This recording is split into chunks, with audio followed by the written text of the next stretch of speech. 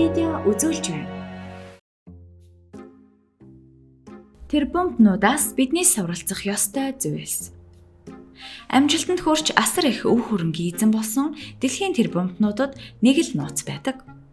Тэд бүгд энэ өндөрлөгт хүрэхийн тулд өөр өөрийн гэсэн арга барил, зарчмыг баримталдаг ажээ. Гэхдээ тэдний амьдралыг жирийн хүмүүстэй харьцуулбал огт өөр гэдг нь харагдана. Ийхүү бид үзэгч та бүхэндээ тэр бомбнуудаас суралцах 11 сайн зуршлыг танилцуулахаар бэлтгэлээ. 1. Спортоор хичээллэх. Ихэнх баян хүмүүсийн намтрыг харахад бүгд ямар нэгэн спортоор хичээллэх дуртай байжээ. Тэд өдөрт дор хаяж 30 минутыг идэвхтэй дасгал хөдөлгөөн хийж өнгөрүүлдэг юм. Ихэнхдээ гүйж, алхаж, дугуй унах гэх мэтээр биеэ чирэгжүүлдэг. Ийм дасгал нь оюун ухаан сэргийг саруул байхад тусалдаг ажээ. Мөн байнгын дасгал хөдөлгөөн хүний сэтгэл санааны байдлыг сайжруулахаас гадна урт наслахад тустай. Жишээ нь бидний сайн мэдэх Билл Гейтс хүүхэд байхасаа л агаарын теннисээр хичээлэлжээ. Тиймээс та ч мөн адил өнөөдрөөс эхлэн спортоор хичээллэж амжилтын ирээдүг бүтээхийн төлөө хувь нэмрээ оруулаарай. 2. Ном унших. Тэр бомтон саятан хүмүүс маш их ажил амжуулах ёстой байдаг болохоор тэдэнд төдийлөн чөлөөт цаг гардаггүй. Гэсэн хэдий ч тэд чөлөөт цаг гаргах юм бол ямар нэгэн ном уншиж мэдлэгийн цар хүрээгээ тэлдэг юм. Тэд ихэнхдээ хүний намтар, уран зохиол, хувь хүний хөгжил, түүхийн ном уншдаг гэсэн судалгаа бий. 3. Өөрийн гэсэн хувцсны стилтэй. Та бидний анзаарсанчлан тэр бомбнууд өөрийн гэсэн хэв маягаар хувцалдаг. Тэр нь өдөр бүр шахам нэг ижил хувцас өмсөх юм. Facebook компани үүсгэн байгуулагч Марк Зукерберг өдөр бүр адилхан хувцас өмсдгөө ийхүү тайлбарлажээ. Хийх олон зүйл байдаг болохоор юу өмсөх тухай бодож цаг өрхийг хүсдэггүй гэж тэр хэлсэн байна. 4. Мөнгө хэмнэх. Баян хүмүүс мөнгөө хэрхэн хэмнэхээ сайн мэднэ. Учир нь тэд дансандаа хэр их мөнгө байгааг үргэлж тооцоолж байдаг.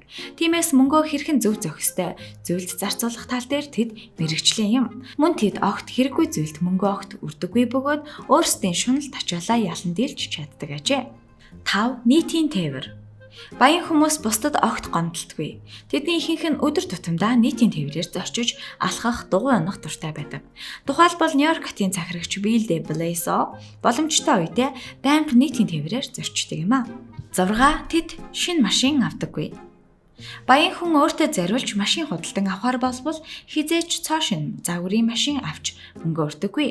Мөн тэд жил бүр төмөр хүлгээс олж шинжилдэггүй. Нэг машинаа тэд ойролцоогоор 10 жил барьдаг. Энэ нь тэднийг ямар эдэлгээтэй, чанартай машин ундаг болохыг харуулдаг юм.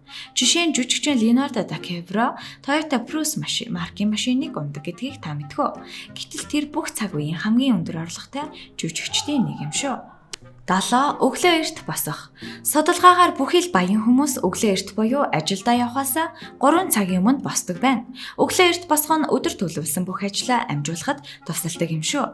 Тиймээс та маргаашаас эхлэн өглөө эрт босож нар хэрхэн мундахыг хараарай. 8. Бясалгал хийх. Стрессээ тайлж бодлоо зэгцлэх хамгийн шилдэг арга бол бясалгал юм. Бясалгал хийх нь хүний сэтгэл санаа, зан ашиг засдаг эд шийдтэй билээ. Харин энэ сонгодог аргыг тэр бомбонч өдөр тутамдаа хэрэгэлдэг.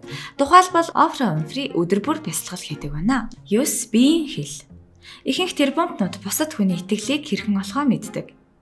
Тэд хэрхэн яриа хэлэлцээр хийж асуудлыг өөрт сайнаар эргүүлэхийг бүрэн ойлгодог.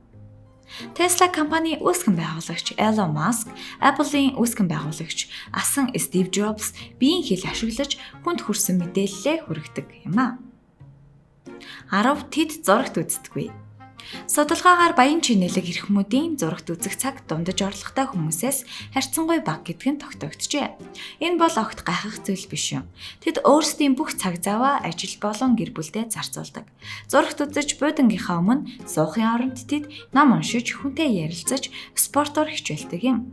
Залуу тэр бомтон Гаррет Чи хүн бүр өдөрт 3 төрлийн хоббитэй байх ёстой гэж үздэг бөгөөд мөнгө олдог, бүтээлч санаа гаргадаг, эрүүл амьдрахад тусалдаг байх ёстой гэжээ. 11. Төлөвлөгөө гаргах. Ямар ч их мөнгөний алдагталд орсон эргээд хөл дээрээ босч чадна гэж ихэнх тэрбумтнууд хэлдэг. Гэхдээ хүн ямар ч төлөвлөөгүй өнөөдрөөр амьдрах юм бол амжилтанд хүрэхгүй хэмээн хэлдэг. Хэрвээ та нарийн төлөвлөгөө гаргахгүй бол зорилгодоо хүрч чадахгүй.